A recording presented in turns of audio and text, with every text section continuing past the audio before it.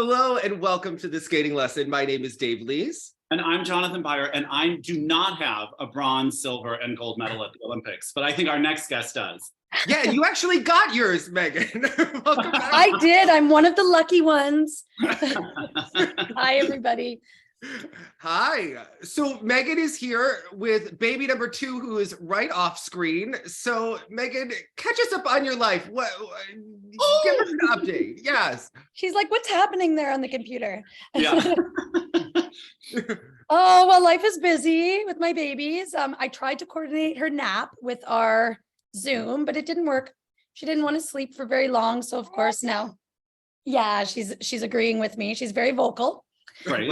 So I may be like holding her and moving her around as we chat. But yeah, I'm pretty busy. I'm working. I'm doing tons of off-ice training for skaters, which I love. It's much less drama than being on the ice with the skaters. And I love just being able to help, but not being like the boss. So I really, really like working with the off-ice. And yeah, Mia doesn't like it because I'm gone in the evenings a lot. Okay. You want to see. I'm gone in the evenings a lot. So Bruno's putting her to bed and doing the kids' evening routine. Say hi. Hi. Are you coaching on the ice at all? I go on the ice a little bit periodically with different things, like doing seminars, and on Tuesdays I'm at a club in Toronto. So a little bit here and there, but mostly I'm doing off ice 4 days a week for our club in Oakville, and then for a couple of other clubs. Okay, because, the Canadian pairs, they could use some depth and some help. So, if you would like to maybe, put 2 people together, get them to hold hands and jump, like. Well, I'm always willing to help people. All they have to do is reach out and I'll be there to help them in a heartbeat. I work with a lot of, I work with Bruno's pairs off the ice for their off ice training. Okay.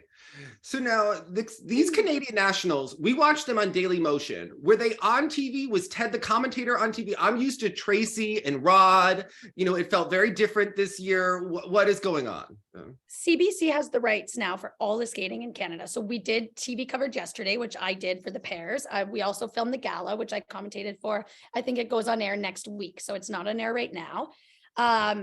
So yeah, we did that. Ted did the Daily Motion. And of course, with an expert in every discipline but pairs, I think I've pissed off somebody last season. I don't know. I thought I did a good job last year with Ted. You always I worked with Ted for years and I really like working with him. So I was a little bit surprised when I wasn't hired back. Well, do you know what you possibly said? Because I was watching the dance coverage and I thought Megan's just not Canadian enough, because texting Caitlin Weaver knew how to say, Ted, I'm trying to figure out why they're so likable. That was, and I thought Megan is just too technical. She's too blunt. Well, and there's a fine line. Like one can be a supportive, kind commentator, but also provide some information. Because sometimes when it's just so generally nice for everyone, which is a lovely feeling, but then it leaves the viewer with, then why is there a 10-point difference between those 2 teams? And again, I think the more we understand the why, we become more informed viewers and critical thinkers about it, and it's so much more enjoyable for me anyway. Yeah. Yes, of course. I mean, I wasn't given a reason. I reached out at the beginning of the season because I did the whole season with Ted and the enhanced live streaming that Skate Canada provides. And so I reached out at the beginning of the season and I was like, oh, I didn't hear anything. When does the season start? Just assuming they were kind of still using me. I guess that was like a little cocky of me. And then nobody was reaching back to me and answering me. So I don't know why I wasn't used. I guess maybe I supported the wrong people last season. That's my guess. But it's unfortunate because I did think that Ted and I did a good job together. And I like doing commentary with Ted because he asks the skaters he's with a lot of good questions that leads to insightful conversation, like during a warm-up or something. And I know that the viewers like to hear about those type of experiences from the athletes. So yeah, it was weird to watch and have Caitlin Osmond and have Kevin Reynolds and have Caitlin Weaver and then Ted just by himself for pairs. It was a little strange. Yeah. Has Kevin Reynolds always had this voice? He seems like he could do ASMR videos. It's very soothing and calm. Yeah, that's the way he's always sounded, I think. And he also does, he's a technical specialist. So I think they really like his voice in the headsets when he's calling elements and stuff like that. That's what Ted has told me, that Kevin he speaks very clearly and is really well liked with in that regard. Well, one of my coaches is a technical specialist, and she does not have a calming voice like Kevin. It's more direct. Well, Kevin is like a very calming person, right? Like he's just very stable, very calm, very kind. So like what you see on the feed is exactly Kevin. Okay. And a lot of the videos I saw, because I was surprised this time around, there were a lot of YouTube clips being posted from nationals, but they were all the Quebecois commentators. Oh, the French commentators. Yeah, they always have them. They always have 2 or 3 people that are commentating in French for the French Canadians. Okay. Now, I can't translate them for you. So had you been commentating for pairs, what did you make of the overall event? Obviously there were some withdrawals before the competition, but what did you make of the Canadian pairs? I thought the short program was a pretty good event. Like we did have 4, maybe 5 really great short programs from the senior pairs with triple twists and throw triples and side-by-side triples of like pretty good quality. So I did think the short program was quite well skated. The long program was kind of a different story. There was a lot of nervy skates and almost as if nobody wanted to step up and win. Like when Brooke and Ben went on the ice and they did a side-by-side double sow, they're basically telling Deanna and Max, oh, we don't want it. You can have it. Yeah. And then Deanna and Max are like, well, we don't have to try triple sow because we don't need it to win. So in that regard, I find it unfortunate because like, as you all know, I'm all for like pushing the sport and pushing ourselves. And if you want those big elements like the side-by-side triple sow at major events, you have to do it all the time so you could learn and gain experience. Like Deanna and Max are going to try the triple sow for the first time at 4 continents or worlds. It would have been nice to have some more mileage on it. If I just hit my baby, if I was the skater. And then the same with Brooke and Ben. So I found like, it seemed as if one by one, they were just kind of like, oh, I don't want to win. They're like, you have it. I'm not going to challenge you. It's okay. So that was unfortunate, but I did think that Canadian pairs have stepped up their triple twist game. There was lots of big and clean triple twists. So I was very impressed with that. So I have a couple questions about what you would do with Deanna's strategy. You're both very in charge women, which we love. Now, Deanna told me that they were going to do the sows if they landed the throw flip, which they didn't land. So they did side-by-side doubles. I'm not someone that likes to change. So I don't know if I would do well with that, but some people can, make those adjustments. At this point, they haven't had the best training because she's had RSV for almost 2 months. That flip has been a scarier element. At what point would you just say, stick with it, and keep getting consistent on the harder throw? And at what point do you say, we have a potential for a world medal if we go clean? We should go clean. Is that like an after 4? Side-by-side triple sow. But I do agree that they have a chance for a world medal. I agree, absolutely. And they have a great season, and I'm a big fan of Deanna and Max. But I think if you want a world medal and you want to win titles, you can't back away from challenges. So I think they need to stick with the throw triple flip, but I think they also need to stick with the side-by-side triple sow. And it plays with your mental game when you're thinking of changing the plan in the middle. Like I never once was like, oh, if we miss the triple Lutz, we're doing a throw triple sow.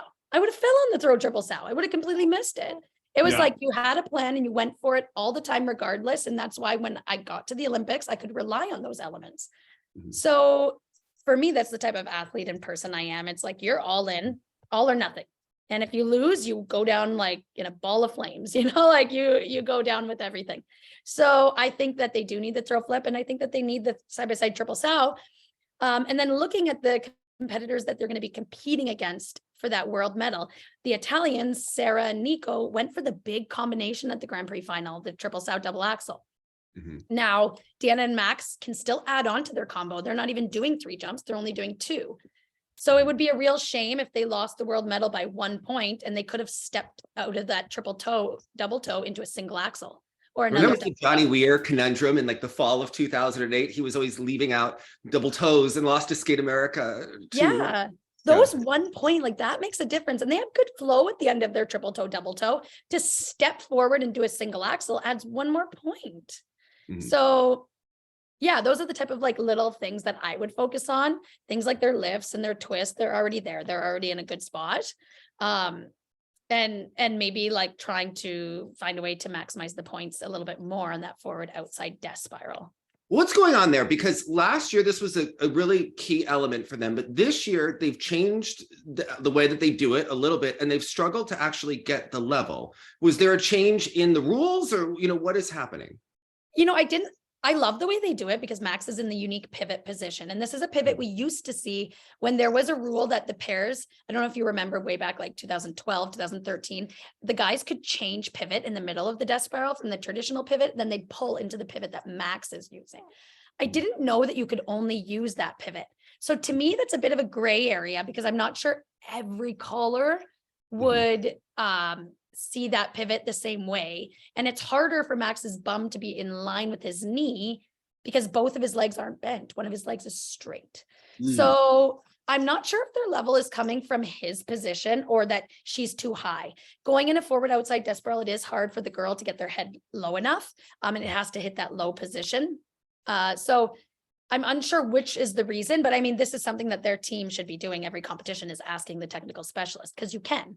You go up to the technical specialist after the coaches and ask, okay, why didn't we get this? Then you go home and you work on what they said. So they would be getting that information directly, even if I don't know exactly what it is. Now, this is an ignorant question, like the Zayak rule, if you will. There's no way for them to do a second triple toe. Not unless it's within that triple toe, double toe combination. Within that same, okay. Megan's good friend Senya Stobova used to do a triple toe. It wasn't quite rotated, but sometimes she got credit. Well, the downgrade was called clean a lot, but that's okay. So it is. Never surprised us. We would look at that sheet after, it was never surprising. I was like, oh, okay, that's what it was today. Because I'm just curious if you knew the side-by-side triple Salchow was an unreliable sort of choice for you. At what point do you just decide to do side-by-side double axle combinations or something? I also wondered that, like, they could take away that double toe on the triple toe and make a big combo where that double sow is. They could do double sow, double axle, single axle. Yeah.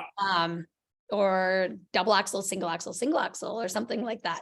So yeah, I'm sure that, and I have no doubt that they go over all these plans anyways, and that they're thinking of these things because they want that world medal and they don't want to leave like any stone unturned. But I believe that they should have been going for the triple sow all season, regardless of what was happening, especially at nationals. They were going to win even if they fell on the triple sow or not. So like, I'm curious the way the points ended up being distributed. We saw a lot of teams all of a sudden this season, they decided to pull a Peng and Jin and say, like, let's do a side-by-side double. This was the trend this fall. Yeah. Is the second side doubles too? Is that usually? Let's not forget. Your American team Spencer came second at Skate Canada with a throw double Salchow. Yeah. That's not our fault. There weren't better pairs this season, Megan. You're right. You're right. Jessica Calleg and Brian left us after, there was a eyelash glue incident. They said, Sava, Ashley and Tim, they also left. This would be a great season. It's like people, when you said you should do one more year, there are like so many teams where I look at and you think, oh, wow, one more year. But, people move on with their lives as well. So yeah. But I agree. It became a trend to do double jumps and double throws this season. And it really baffles me because you also, Alexa and Brandon went for the triple by the final, but this is a team that for years always tried to triple sow. And why all of a sudden go down to the double? I think Alexa and Brandon probably got a later start this year after everything from last season. And I think there was a lot of shifting things. I know Chris was also working in Chicago. I think they had a lot of different things. And I don't know for Deanna and Max what happened as well, but I do think that knowing her, that the fact that they wanted to do the triple sow at Worlds is why they've done the double sow instead of moving to a double axle. But at the end of the day, it's like, now you have to put it in. So, yeah. And it becomes like a head game. I would think it becomes more try it, don't try it. It's either in your program and you do it, or it's out of your program. Yeah. Well, what do you think about Trent and Leah? The new pair of the season. They're kind of Canada's Danny O'Shea and whoever Danny is skating with this week. So, what is going on with Trent? And I'm curious, just to piggyback on that question, Megan, when you were doing singles, did you ever do singles and pairs at the same time at the same event? Or had Oh, you made yeah. the first shift? Much because- worse than Leah did. I Okay. made the final warm-up group at nationals in 2005 in both. I was fourth in the short for singles and pairs. And like for singles, like I was in that position in Canada, but being fourth in the short for pairs, like I was brand new to pairs that season, and Canada had a lot of really strong teams. And I remember going on the warm-up for the long with Craig and Val and Annabelle and Patrice and Yutako and John Sebastian. And I was going on the warm-up and I was like crapping my pants. I was like, oh my God, what am I doing here? What am I doing here? And I fell 5 times in the pairs long and 5 times in the ladies long at that nationals. But oddly enough, I did another season of both, finishing 6th and 5th, I think, at nationals in those 2 disciplines. And then I actually quit pairs to focus on singles because I'd gone to 4 continents in singles. I'd been named to Grand Prix in singles. I thought that that's where my future was. And then a year later, I changed my mind. But I really like Leah and Trent. I think that they have a lot of potential to be at the top of the world of pair skating in years to come. And they're just like slowly building on the repertoire, coming into nationals at the throw triple, which they needed. So I'm very happy that they did. And then going to worlds, they're going to need a throw triple loop if they want to contend for, a top 5 or top 6 spot. Yeah, it seemed like the jumping elements and the twist and the throws, like all of that was working for them. I was intrigued a little bit how they move forward with the lifts, in particular, sort of the lift exits. I sometimes I wasn't quite sure, not knowing as much, like some of the exits made me nervous. And do you think that's just a time thing? I think that sometimes they lacked a little bit of flow on the exits and they were a little bit sticky. That could be a timing thing. That could be a nerves in competition thing. They both react differently when they were nervous. They do have the big jump combination, which they didn't do in the free skate, but they did it all season. And it's amazing. Triple toe, double axle combination. And their triple twist too, like already a level 4, very good quality triple twist. She learned pairs really fast. I know the lift exits are like a little sticky, but like they're doing all the difficult changes of position and one arm holds that the more experienced pair teams are doing. So this is the team in Canada that I would be watching for in years to come. Like this is the team that I think will be the ones to beat coming soon. So I'm curious, when you said that you had 2, poor long programs at 2005 nationals, how quickly did you analyze that and move forward? Because one of the things in the men's event is that everyone talks about Roman Sadovsky and they talk about, well, he should switch coaches. But I actually, having watched Roman's vlogs this season, and there were more performances like last season, I was really alarmed and convinced that he needed to look within after his fall season when he really didn't perform well, and then said that he was optimizing his training and didn't explain what that meant. And then we saw here, he really performed poorly and said, well, we have a long-term plan and we're fine, and just bumps in the road happen. When he didn't do any different content and there didn't seem to really be, that we know of, a reason for their performance, which seems like more of what was happening last year. It seemed like there was an emotional avoidance of what was actually happening. And I'm not saying that someone should beat themselves up, but there's a certain level of analytics and facing reality. What is your take on that? Yeah, I mean, so I bombed epically, it can't get worse. We even fell in a death spiral at the end of our long. It could not be worse. I did the ladies long one night and fell 5 times, and I went to the pairs long the next day and fell 5 times. And then I went to nationals the next year and I popped 5 times or something in my singles free skate. So it was 2 terrible nationals in a row. After that, I didn't really get consistent or good until I did pairs and switched coaches, but I don't blame those problems on my coaches necessarily. Just on I was just kind of an immature teenager. I didn't know how to focus. I didn't understand the mental approach to competitions and training before and during a competition. I think I didn't prioritize that. And I think Roman's kind of past that immature teenager stage in his career. He's not a teenager anymore. But it is sad to see a skater kind of just crumble time and time again. And I see how, as a fan of sports, to watch an athlete do that, it's so frustrating. And it's why can't they get it together? It's been so long. But I don't And it does frustrate me too, but I don't think that we're in the position to like judge and make decisions because this is so clearly a mental issue. Mhm. It's not anything to do with jump technique, or from what I understand with training. I was even told that he wanted another senior B before nationals and didn't get one. So he wanted to compete more. He knew he needed it and wasn't able to get named to another one of those events. That's what I was, truth, I don't know, but that's what I was told. So maybe a change of coaches would be refreshing to him, kind of like a fresh start and a new chapter to his skating career. But we know a couple of years ago, he did change coaches and he went to the cricket club and didn't last long, went back to Tracy. And I'm sure Tracy's a great coach and she's a nice lady, but sometimes you just need to step out of your comfort zone a little bit. And that might be where he's at right now.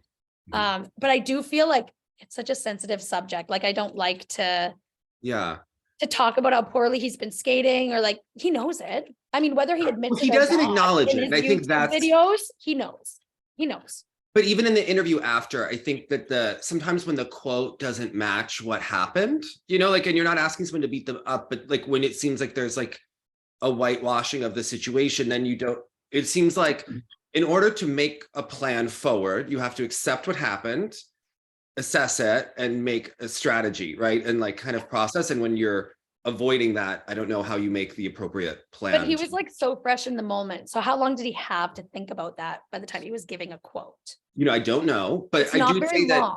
He does, like, you know, you need to sleep on it. You need to spend some time reflecting on what happened. And I hope he's doing that. I don't know him personally enough to know to say he's not. I hope that maybe if he's working with a sports psychologist or a mental trainer, maybe he finds a new one. You can have a really great mental trainer and sports psychologist, and they just don't click with you. It doesn't mean that they're not good at what they do.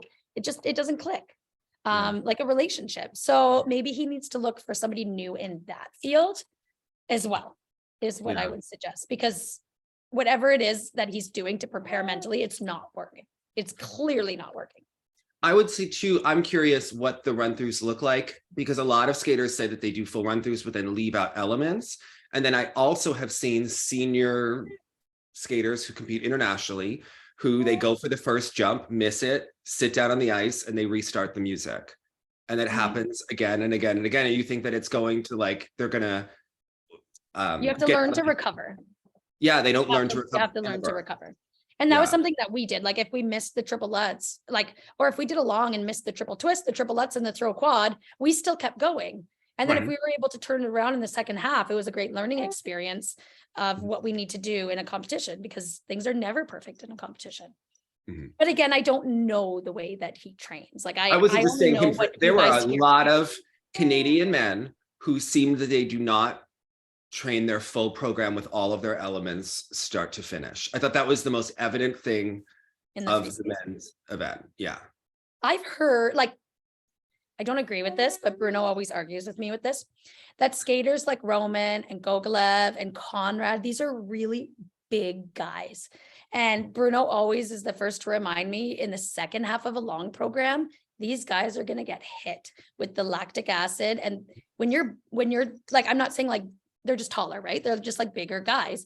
And it's harder for them to perform difficult elements when they're tired in the second half of a program.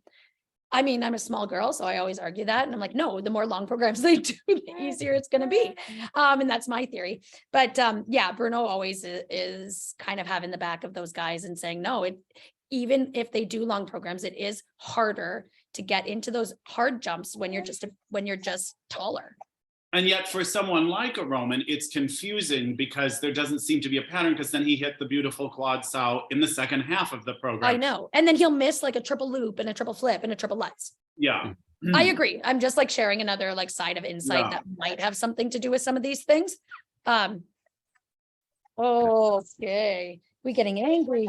You don't want to talk about Roman anymore? I was talking to someone, a couple people from the cricket club who've trained all the time. And, you know, they say that how people train is kind of the culture of the skaters at the time. And lately, there's definitely been more of a culture of skaters who leave things out. And I thought it was interesting how Conrad Orzel moved to Ravi. They did take out some of the more difficult quads that he was doing, but really stabilize the program. And Ravi said he makes him do 1 short, 1 long a day. And when about 8 to 9 a week, other people do 10 per se. He is a bigger guy, like you said. But he said that at the beginning, when Conrad first got there, he barely could even like move, and then adjusted and got, you know, much better with it and much more consistent. And I think we saw the proof in the pudding here. Ravi's a coach that's big on program run-throughs. Like Caitlin Osmond used to tell me, like, she did run-throughs of her gala number. Like, and no one runs through their gala number. She's the only one I ever heard. And she was like, no, like Ravi made me do my short, my long, and my gala. So I know that Ravi's a coach that's big on the full run-throughs. So I'm not surprised. I don't know if Ravi and Conrad made the decision to remove the quads, or it was like a mid-air brain fart on Conrad's part. I just meant like last year we saw him doing like quad lutz or other, you know, like the more difficult quads. Yeah, and we have seen, I think he did pop that down, you know, in the air. But I was just saying, like, he used to go for a whole free program of quads, and we would see him miss 4 of his jumping passes in the past. And he used to go out with a really scared mindset, like no performance, kind of deer in the headlights. And we saw him giving more here. He did look nervous in the free, but he did look to be fighting through it, which I thought and was like stable. Like he didn't look shaky. Like what he did was good quality. And I think that Conrad's overall skating skills and composition and transitions, although there's still a lot of work to do, he's improved a lot. And I feel like those improvements should be rewarded. So I'm happy that he is getting 4 continents and maybe a chance to go to Worlds. And his short program costume is one of my favorites of the season. I sent it to Matthew Caron as inspiration for mine this season, although in a different color.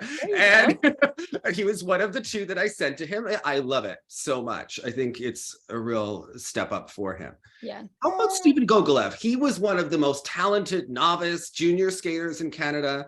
He's grown a lot, had some growing pains. Here, he actually took his mom to the hospital before the short program. Is there program. like facts to that though? Because I asked Bruno, who was in Oshawa, and he said he never heard that once. I don't know. I'm wondering like how, like who said that? I think we've all, you know, read the same things. I haven't heard it refuted, although fans are quick to protect skaters, which is great. But I mean, it might be true. I'm just like, I asked Bruno and he was like, no, like no one talked about that at nationals. But I mean, Gogo doesn't seem like the type of person that's very chatty. So I don't know, maybe he just doesn't tell people.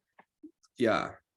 But he did have, you know, the free program of the competition, being one of the earliest to skate.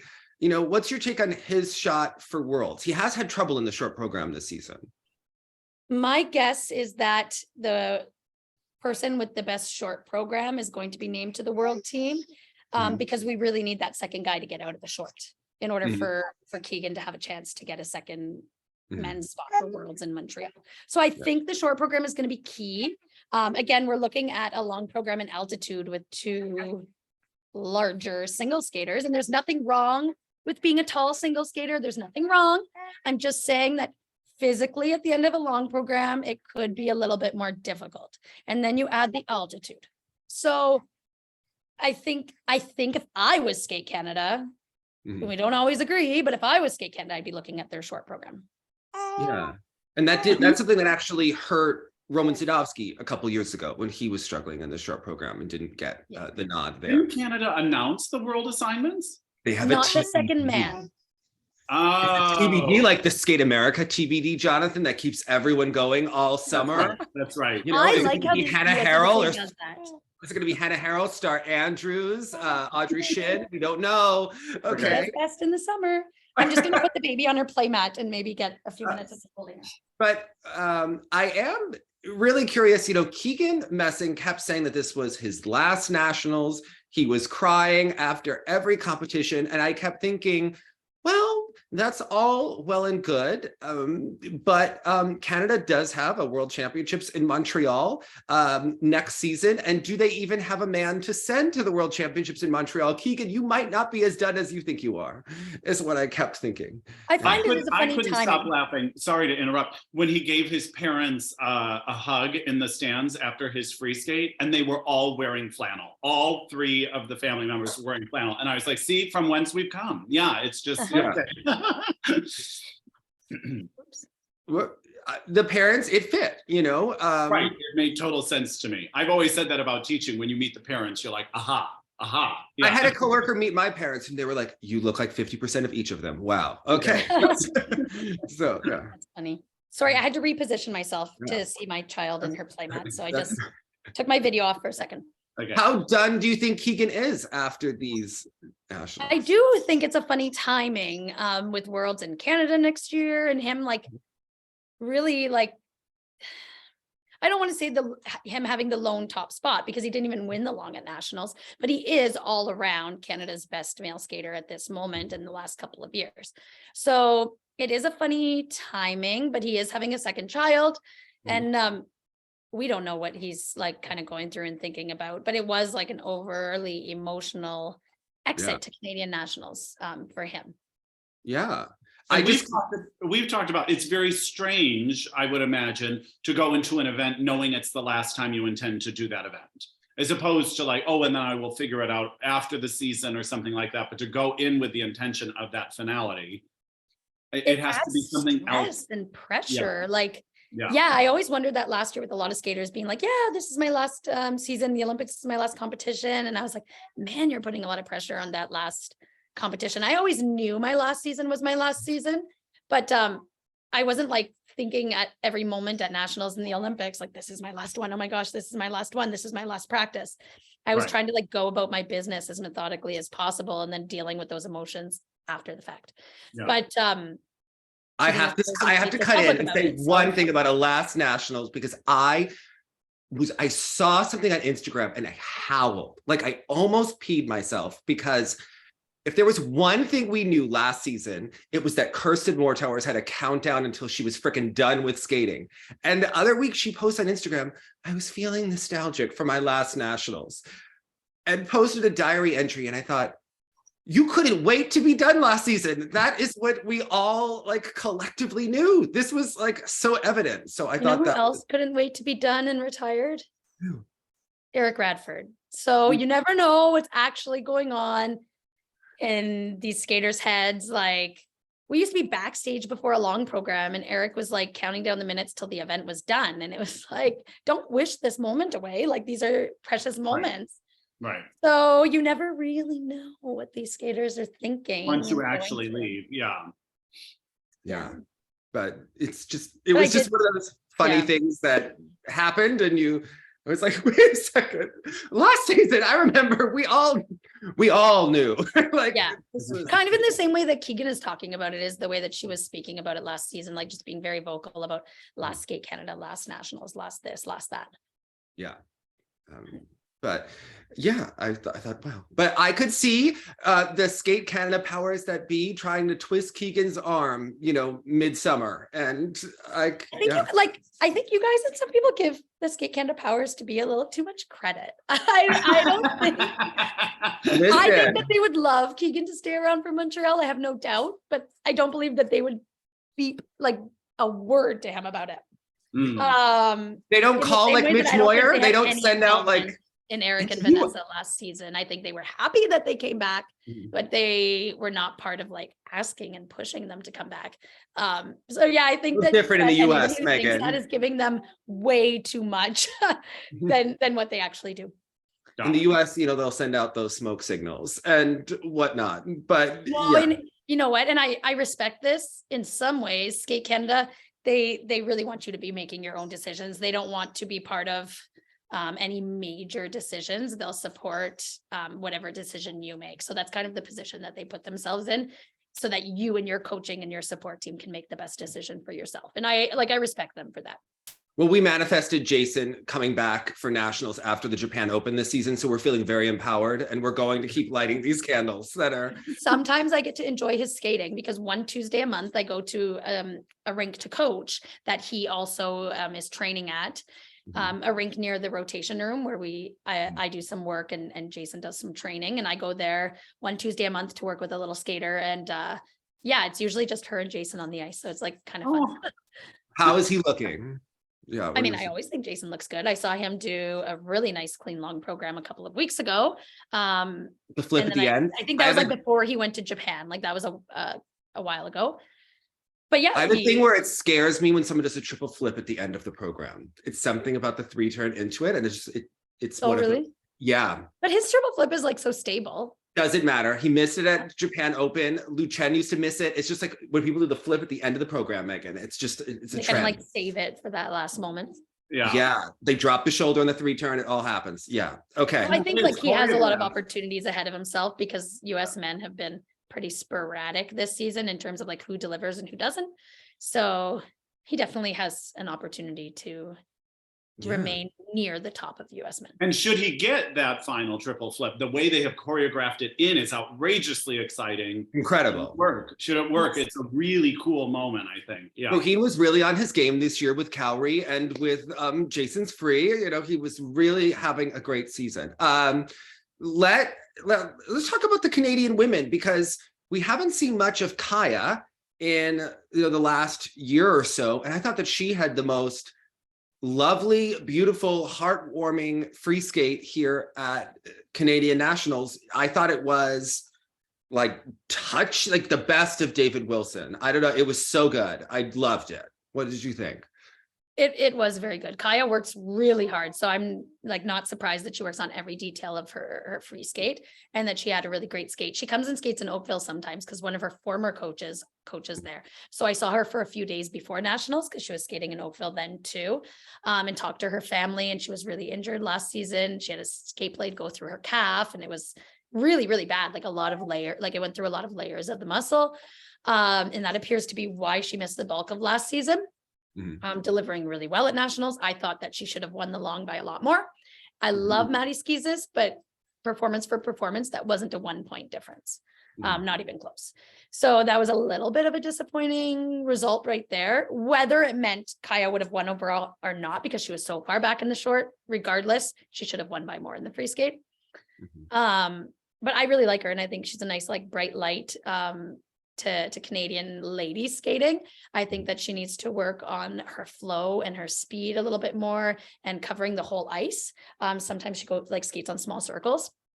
Again, these are all things that I'm sure her coaching team is addressing. And from time to time, her spins lack finesse and speed and centering. So she loses some points on her spins as well. But again, I think she's a bright light to Canadian skating. But for me, the woman of the competition was Fiona Bimbarge, who I had no doubt was going to do well at Nationals. She's been doing really well at all the domestic events in Canada and just being completely overlooked for international competitions.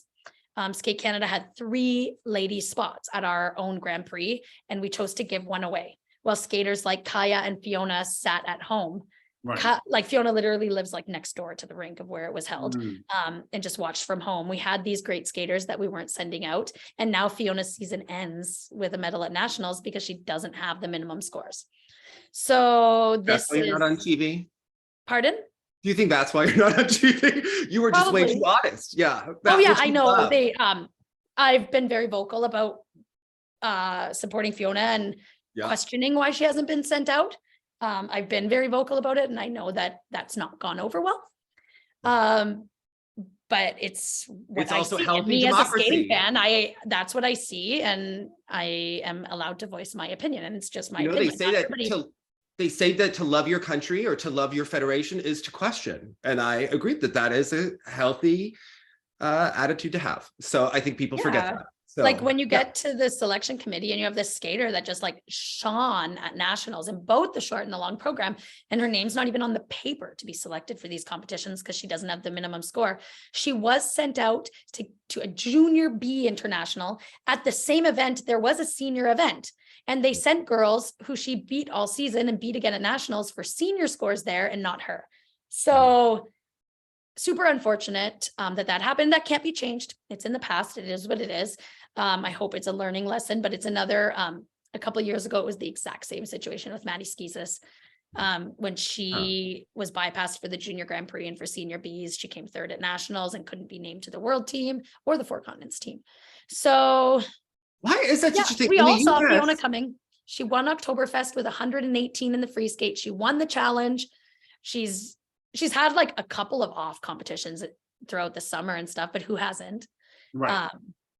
Is it So, a yeah, funding thing? I mean, can Fiona pay for herself to go to the Santa Claus Cup? I mean, we could get, people out at these competitions. The US sends people to places you've never even heard of. I mean, I know. Yeah. I know. I don't know if Skate Canada like allows skaters that like to pay for themselves. I know in the past, and we're talking like 15 years ago, I know of skaters, including my former partner. Eric used to have another partner and train in Germany, and they wanted to go to senior international in Europe to get world standing points. They offered to pay for it themselves, and it was still turned down. So yeah, I don't know all these fine details. I think in so many ways, Skate Canada does really good work, and it's just unfortunate that Fiona's great skating this season just kept kind of being pushed aside, because we all saw this result at nationals coming in the skating fandom. Well, I think one of the most important things, and one of the things that Canadian ladies and many other federations have struggled with, is creating really great depth, because really great depth creates motivation for skaters and competition, and it's more exciting to watch on TV and for the viewers. So at the end of the day, it's a win-win when you have that kind of depth. Now, in order to do that, you have to send people out so that they have the motivation to keep training, to keep investing in this sport, to stay motivated and encouraged. So, yeah. And I understand sometimes decisions are made for financial reasons, and I get it, but she was sent in junior to a competition that had senior. But then again, we don't know. Did her coaching team request she be sent in junior? Was their goal at the end of the day junior worlds? Right. This is possible. It is possible that that's what was happening, and we just don't know it. So I can't speak for that. I can only speak for watching her skate really well all season and stay at home. I just want to say one thing about Kaiya is that the one thing I think I would give her +1 GOE more on every jump if they worked on getting the elbows down. And Brady Tennell has this where it's almost like the chicken wing, but it goes up really high to the point where I think and she has such a nice tight body position in the air. I just think if she brings those elbows down and they work on that, I would award more GOE. I mean, it's a wonder you can get all that rotation with that extra resistance in the air. It's remarkable to me. Down a little bit. Same with leg wraps. I'm like, oh my gosh, you're making it aerodynamically more difficult, and yet they're still able to do it. What's interesting to me about Kaiya, especially in the free skate, obviously, is from a performance standpoint, she gave us a performance. She exuded the joy of skating, which is joyous to watch, where someone like Maddie, who I also like, but I see grit and determination and concentration on the face, which just inherently is less engaging to me. So sort of side by side, one is everything I want to experience in the skating. And when I watch someone focusing and trying, it puts up a wall for me, but for the performance a little bit. And Kaiya's still the underdog. So to have that joyous kind of like light energy to her skating, it does happen when you don't feel pressure, right? And Maddie's going on the ice and she's feeling pressure for the first time this season. So it does kind of change that dynamic, but I do agree with you, and that's a big difference between them. And I also I think that Maddie is ready as a skater for a little bit more maturity and nuances in her delivery and in her programs. I think that she's ready to take that step. And their skating is ready to take that step, and she's capable of it. So I hope that, and I think that her choreographers are really great, and they're going to be able to do that for her. And listen, he will reply. I thought that I Feel Pretty was too juvenile for her, and I thought that there were other pieces of music that would have suited her better, and I still feel that way. And he is very entitled to his opinion, which he will tweet at us. I love Lance, and he brought the maturity and the nuances to Caitlin Osmond. He knows how to do that, and I think he will when the time is right with Maddie. I'm just saying I think the time is that she's ready for it. But Lance is very capable of it. He did this with Caitlin Osmond year after year. So I would like it has nothing to do with if he's capable or not. I think that now I didn't say he was not capable. So that's all it is. Because he's a great choreographer and a great person. I do think that the music it's a little youthful for her at this stage, being a senior lady, multiple title winner of Canadian Nationals now. The other thing, I think that she really needs a stroking teacher, like a good Russian or someone who will work on extending the cross unders and stretching those legs, because she often strokes with more bent legs, and just working on expanding her body and then expanding her circles on the ice. I think with more speed and power, she could get higher components internationally and be more in the conversation. And even just like opening up the chest and the posture. And I think like something like eccentrics could work wonders for that type of addition. To her Sasha skating. Alakalumbre, go to Eccentrics. He does Zoom classes. You can do the stroking classes on the ice. Go to Reformer Pilates. We got this taken care of. You know, we're gonna. Yeah, there's things like that can be done to kind of like address those things. Again, I think some of her struggles this season, and maybe some of the reasons we're not seeing this come through in her skating, is the pressure that she's feeling and the nerves that she has when she takes the ice. So this work might be being done, but then when you go on the ice and you're nervous and you feel pressure, all the work you do kind of like dwindles away a little bit. So that's why sometimes it takes us a while to see these improvements in skaters. It's not because they're not doing the work to get there. It's just not materializing under pressure yet. Well, speaking of people that improved, the Canadiens, Laurence is having a moment this season. Okay, her abs are out. Angelina Jolie They love the skin in their costumes, both of them. Yes, they do. It's working for them. You know, I posted a picture and a couple, I guess it was the final, and this woman was like yelling at me that we were sexualizing skating, and I think that was Marie-France's point. Like that was. We're just posting a picture. We didn't stage it. Yeah. I think that was the point. I think they're getting the pretty points, but they've got. And they're not getting a deduction, because you could get a costume deduction if you don't have enough costume. Listen, not. Yeah. When they look like that, no one's deducting. No, listen. In fact, she has so much costume, she's tripping on it at the end of the program. That's true. Unfortunately. They both look like they could be on Emily in Paris, which is great. You know, he looks like he could like work at a French restaurant, and she could be working at a marketing agency. What's interesting to me is a lot of times, especially in ice stands, we have made the observation that there is this outrageously talented male skater with deep knees and intense edges, and that sometimes it feels like the female partner is working to sort of catch up to that. They say that she's lifted a lot, is what they say, Jonathan. Yeah, exactly. Or dragged around, or whatever the terminology may be that day. However, in this team, it really is interesting because she is a star. Like, to really watch her edge work and her knee, this was sort of the first time I realized, not that he's not great, but that she is even greater. I find that Jonathan, she's like 10 times the skater he is. I know, I'm just trying to be nice about it, but like, it's just, it's a fascinating, because usually they use the skirt so that you don't watch him. They have her abs so that like you're literally not watching him this year in the free, and it's intentional. You're going to be hard pressed to find any team in pairs or dance where they are perfectly equally matched in terms of skating skills. They're both going to have different strengths that they bring to the table, and Laurence's is her impeccable skating skills. That's what she brings to the team, and that's what they're utilizing right now to be successful. He must have been injured. As they should, in the same way that other teams utilize creativity in lifts and movements when their skating skills might not be as strong as their competitors or their partners. But I think their packaging is very smart. You probably didn't watch the gala, obviously, but I was commentating for CBC on the gala yesterday, and I loved their gala program, and music was unbelievable. So that was fun too.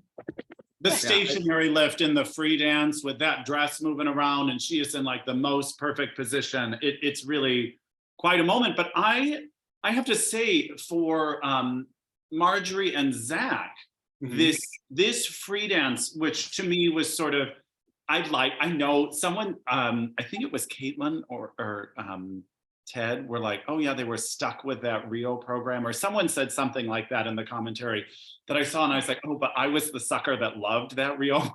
And the rhythm dance, whether you're behind that kind of approach or not, they know how to sell, and they know how to do big energy. So at first, when they were doing the White Crow, it was sort of not a fit for me.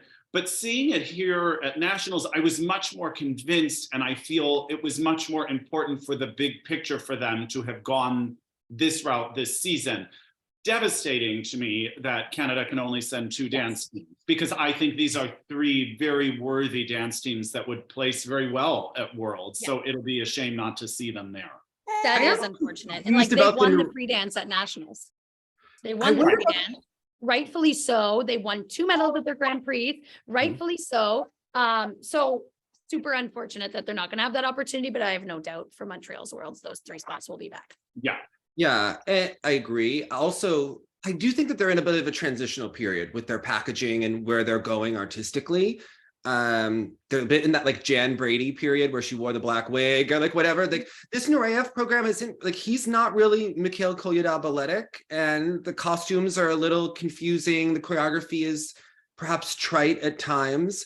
Also, Nureyev was kind of in a love story with a man in the movie, but you know, just the details. But this Elizabethan sort of like quality to it. But again, I think in the big picture, by doing this now leads them to the next decision. And every decision doesn't always work. You don't always get like the winning package. This is their Alice in Wonderland moment.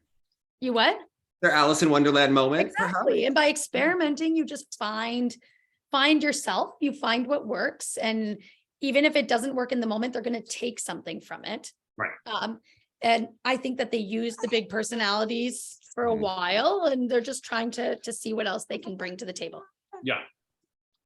It did send a senior sort of vibe to it, because they were so successful in juniors. And the Rio program, again, did I mention I thought it was fun?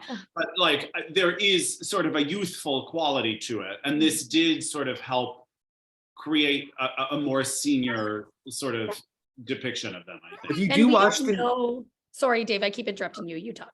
No, I was just going to say that if you do watch their free dance again, I would pay attention that they have that really Patrice Lauzon patented like back on the blade run of edge. That's very Montreal ice dance, and they do it really well, both of them. So, and I think that what was I going to say? You were going to say we don't know something. It wasn't important. I was going to say, we don't know. Sometimes you get feedback, like the judges may have been giving them feedback, like we want more maturity in your programs. We want more of this and this. And then you go with that. And, you know, there's so many judges, like they're all going to give you different feedback. So it's like you learn which ones to take and which ones not to take and stuff. But I definitely think that this was a good time to experiment this far from the next Olympics. Yeah. For me, the difference in the bronze, I don't love the Pink Panther program overall, but I do think that their elements were really more creative and innovative than Lynn and Chains. And to me, that was the difference for me. I don't know like all the codes in dance. I always get confused between the choreography spin and the choreography lift. But the one that they do where she's hanging around his neck and her legs are out, and he's down in a 2-foot like sit spin and he's doing the arms on the notes of the Pink Panther. I loved it. I loved it. I was like, oh wow, like they kind of took like a pairs show move and put it into a spin. And I love a lot of their creativity, and talk about like showmen and performers. He is just like over the top, but in the best ways. I love it. Now, we did miss Piper and Paul. They were the stars of Canadian skating this season, and they weren't here, and I was bummed not to see them and their Vita program, their rhythm dance this year. Do you think they have enough time to get back before 4 continents?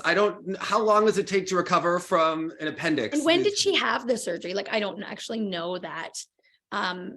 It seems like she's back at the rink because I see her posting on Instagram that she is, but is she just back there hanging out and doing like her physiotherapy exercises there, or is she skating?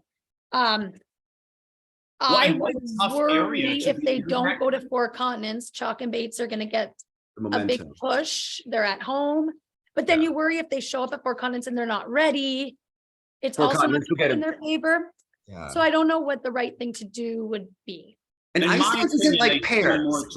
They stand more to lose by going too soon than just. I think so. There's something to say about that. Yeah.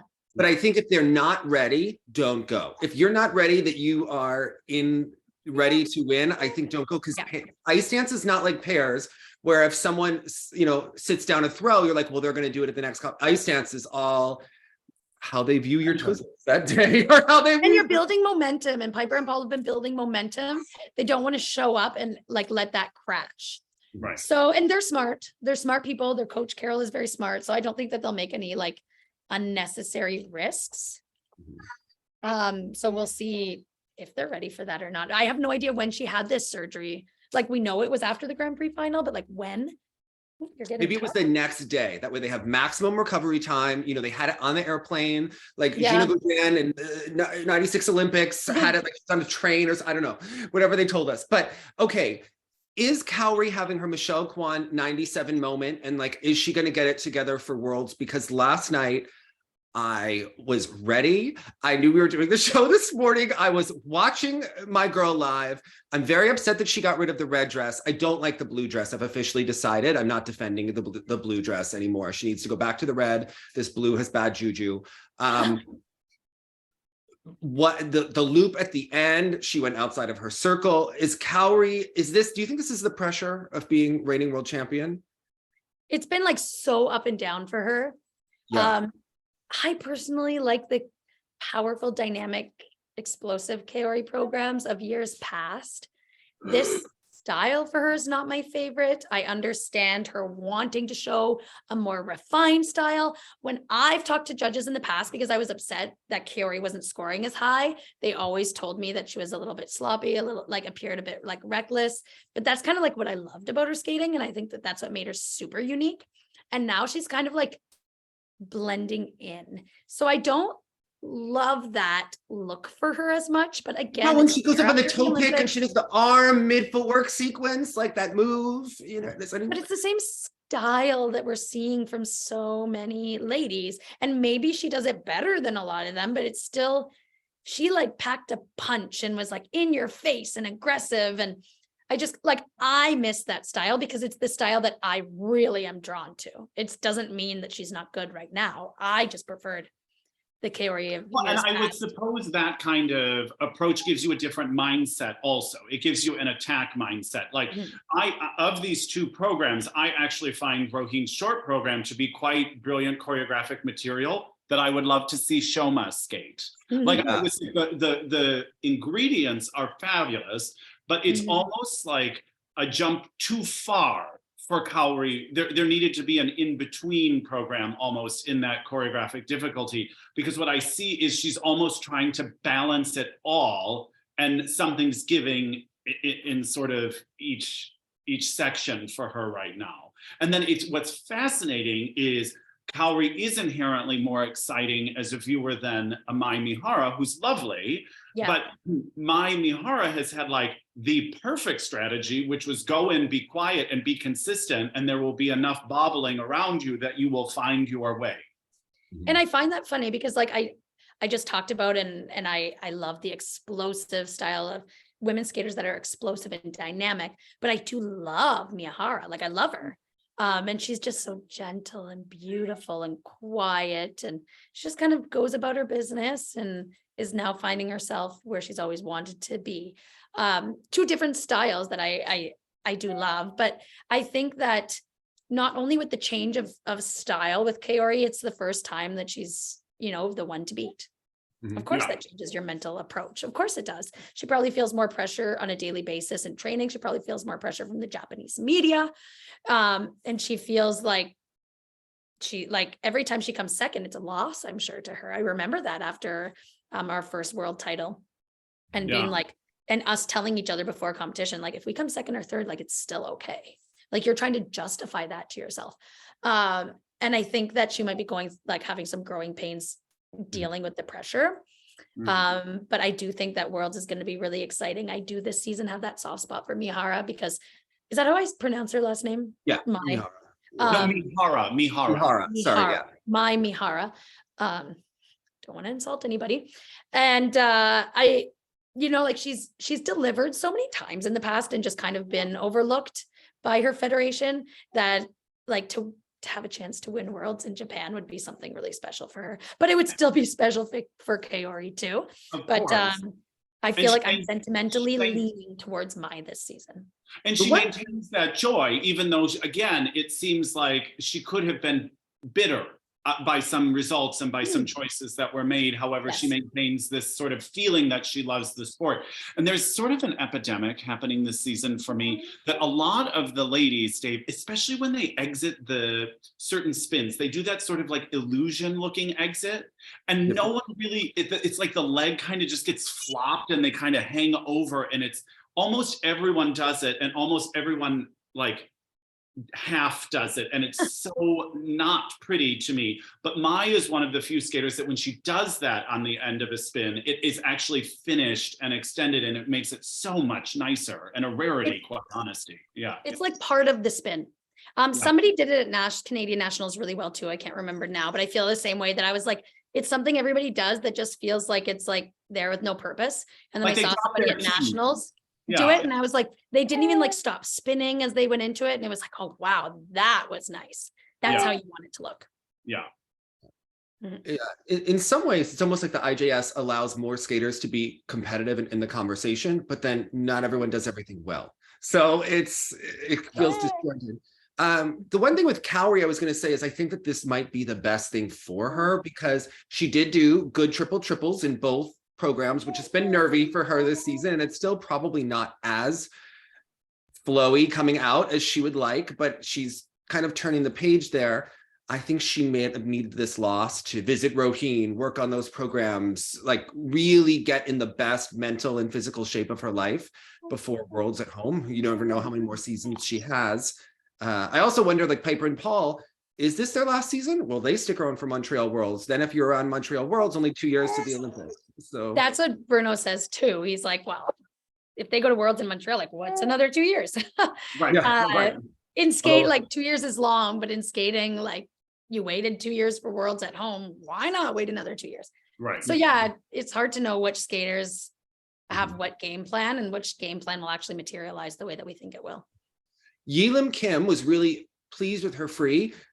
She missed the first triple flip, nailed the second one. I was happy to see, and she's growing on me.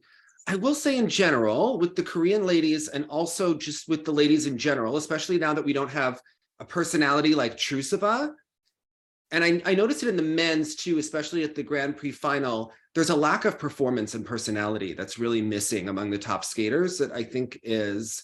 This has been happening in women's skating for a long time. Yes, it has been. And it's really this season without, the Russians to distract with, because the Russians bring a lot of drama to the event.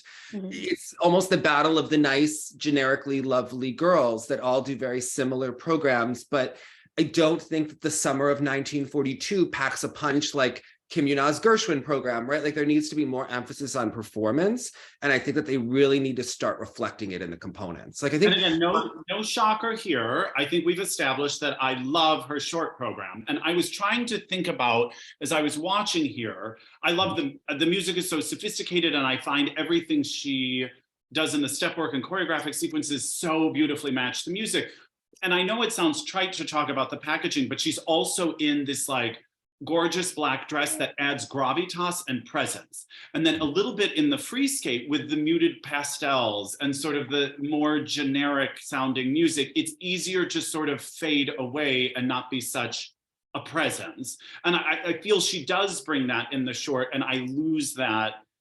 Because even in the past, again, one of my favorite programs of her was that Maleficent program, which again provided like energy and gravitas and presence instead of this muted, soft approach. So for me, if she sort of brings back, it's the gravitas that's missing for me in the free skate. I think she would benefit from like a summer at the cricket club with David Wilson every day, coming out of her shell or something like that. I think she has it. I think she has it.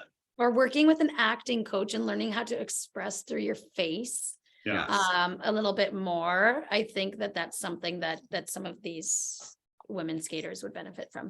Yeah, and I think the music too. I don't think that her free, and I don't think she should ever wear pastels again, because I was watching the short and you talked about Mai Mihara being the nice skater, and she does everything very lovely, nice spins, the music works for her, but we've seen her do that same style 1,000 times. And the one thing with Yelim is her jumps are so much better than Mai's, but overall, the overall performance is, Mai is more cohesive. It's more well-rounded. brings the emotional energy in a way that she doesn't. Yeah. Mhm. And I think But that no, then when She Yelim draws you does, in with that.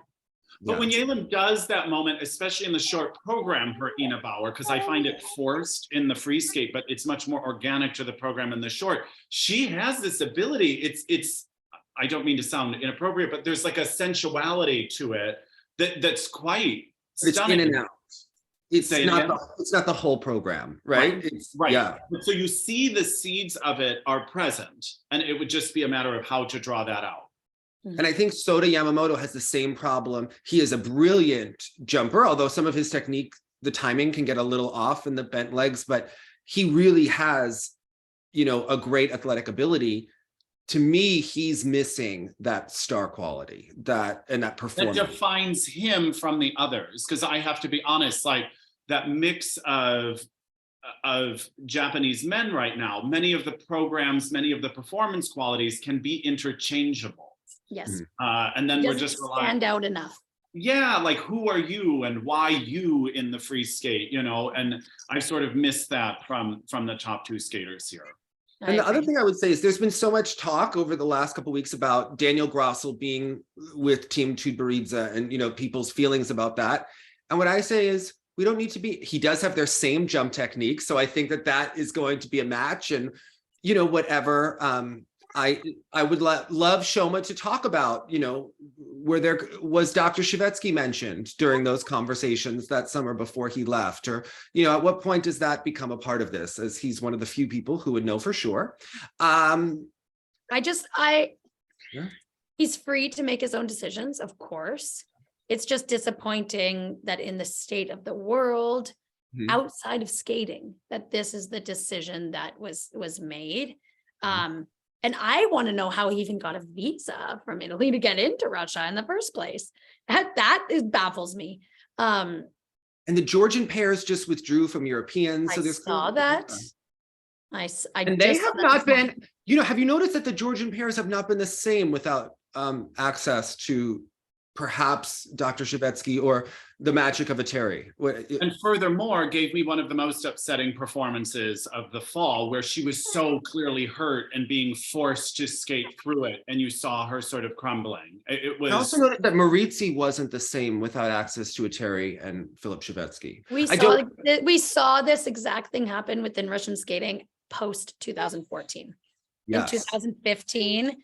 All of a sudden, a couple months after the Olympics, none of these athletes looked the same.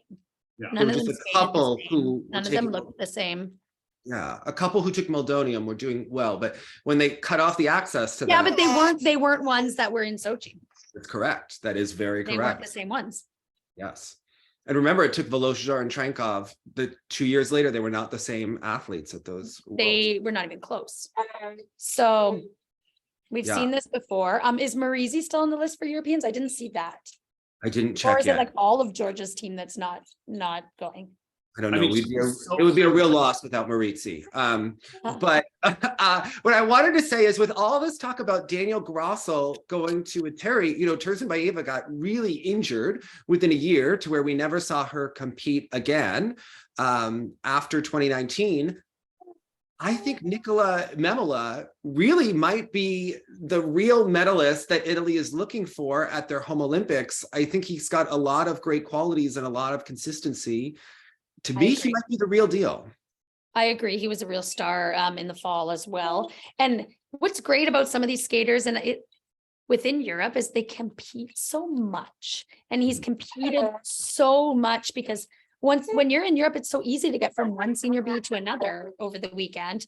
And the more you compete, the more you learn, the more you grow, the more mileage you get on your programs and competition, and you can improve that much faster. So I really credit the number of times he's competed to his, continuous improvement. And you want to talk about a tall guy. I mean, just watching the podium pictures from here, I mean, even on the different levels, he was still like looking a foot taller than the Japanese men ahead of him. It's remarkable. So I don't know what that means for his more difficult content that may or may not be coming. But again, he's someone that looks like he's living his best life every time he gets to that footwork sequence in the free skate. Even if it's not my aesthetic and it's not totally finished or finesse, you just respond because someone's having a moment.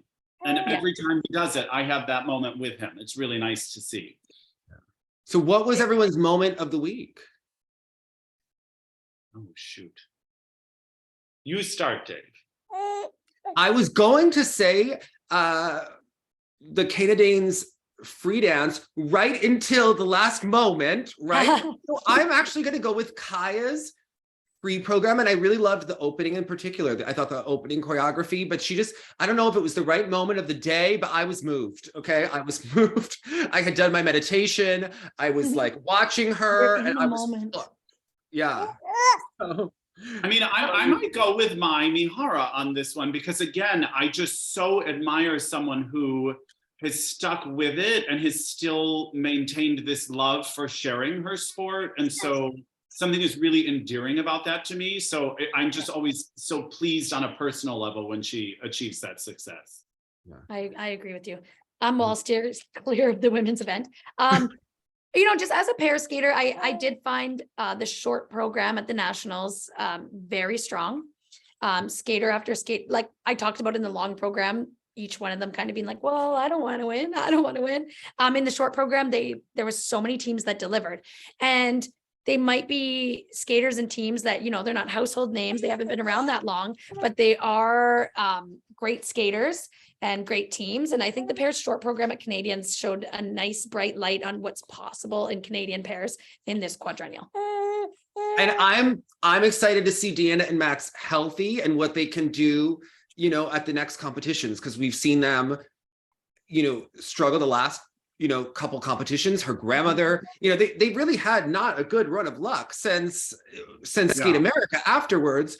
And I think hopefully the best performances are yet to come. They have a lot of great qualities this season. I think that they really have a world-class look that we don't see in a lot of other pairs. I think they have the prettiest lifts, and they're dynamic and interesting personalities. Where was Max when we wanted to pair him up with 1,000,001 skaters over the years that we needed in pair skating? He was there. He was skating, trucking away.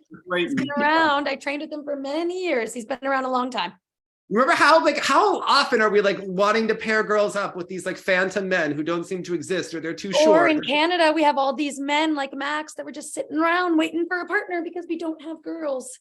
That's our issue in Canada, is we don't have. Where were the girls in Canada who should have gone to him? That's another conversation for, you know, perhaps offline. But Max is also like a little bit like on the shorter end for partners. So, you know, he's looking. What's up with Deanna? He would have been looking for a very specific partner. Is he very calm? Like, what is? Yeah. I think that would have to be the case. Yeah. Do you think the language barrier helps? The fact that, you know, she speaks English, he speaks. I almost said she speaks American. She speaks English, he speaks Quebecois French. I think this is really helping. Where was José Picard? I enjoy her frightening sensibility. I don't know why she wasn't there. I missed her. I like her energy at the competition. You know, it adds a certain drama to the event, but you know, for a viewer, she's not coaching me. Pause. Sorry to bring us back for a second. Who was commentating in Lake Placid? I think it was PJ Kwong. It's PJ. Oh, sorry. Then PJ Kwong, who said that. I'm gonna remember. She said that Davis and White were craft singles, so that we brought her on the skating lesson early on. Craft singles like cheese slices. Yes. It was the most Canadian like way. Looking back at some old events, like PJ had like such a nice way of telling the truth.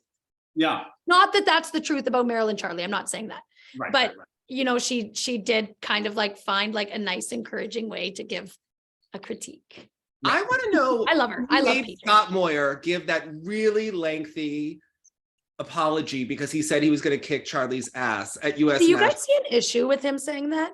No. That's who he is, right? And him and Charlie are like, they're buddies. Yeah, in no way was he going to cause physical harm. Come on, this is that's the fight, and that's how he. I kind of like give skating some of that. Come on. Yes. Why do we have to be so politically correct all the time? I'm so mad at myself. He did not need to apologize for that. Yeah. I'm so mad at myself because I had a brilliant idea to end as the blade turns, and I forgot to end it with that. I was going to put the clip of Tanya saying that she was going to whip Nancy's ass. I forgot to do it. God. Oh man. Yeah. When are you gonna go to nationals? When are you gonna start gonna skating? go? When are you gonna go? Zoe started skating lessons and she just wants to fall all the time. That's the goal. Okay, got it. Yeah, she used to go skating like around with Bruno at the rink. And her first day of learn to skate, they taught them how to get up from falling. So that's all she wants to do. And so Saturday she spent about 25 minutes of her 30-minute learn to skate lesson falling. And I'm like standing there like, come on, stand up. And then the coaches go to pick her up and like she turns her back to them. She's got a little attitude. So it begins. Yeah. And then she told me after, I was just joking, Mom. It's just a joke. But she loves to go skating with Bruno, but I'm not sure she likes the group setting because she has to like wait her turn. And she's not, I don't think she's a big fan of like the group setting. And of course, when you're in learn to skate, you don't like use the whole ice. You use like your small pocket of ice. And she's like, why don't we use the whole ice? I want to skate around everywhere. So whether she was getting bored and falling or she just liked to sit on the ice, that was my kid. My kid was like the flimsy kid sitting on the ice, not listening. She said she loves it though, so we'll see. Okay. We'll see. We'll hold an edge and look sexy, everyone. Bye now.